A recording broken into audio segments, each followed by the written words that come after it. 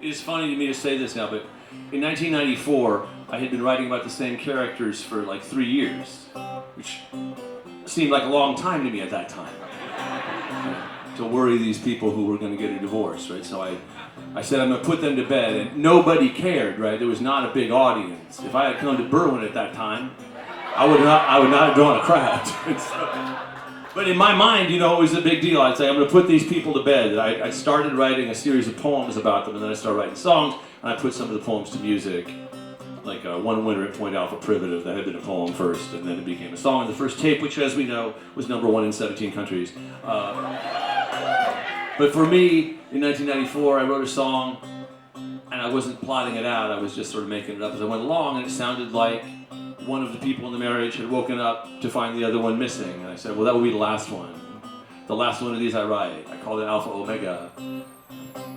And then 7 years passed, and 4AD called his label in England. They said, what would you do if you were going to make an album for a bigger label in a bigger studio? And I didn't know what to say. It was like being in a meeting, you know. You come up with something. Well, what if I was to write an album about these people I used to write about who were going to get divorced? On the morning you went away, the air was humid and the sky was gray. I had boiled peanuts for breakfast from Cairo, Georgia.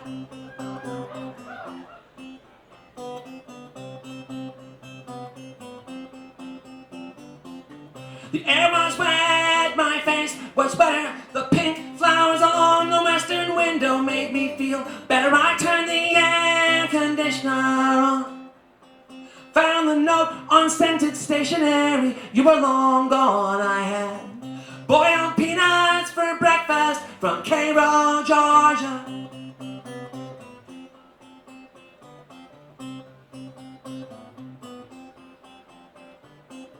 I popped the top off the aluminum can, let the brine slide down my fingers. Man, it was warm. It was warm on my skin. But I felt the cold blast moving on, and I had boiled peanuts for breakfast from Cairo, Georgia.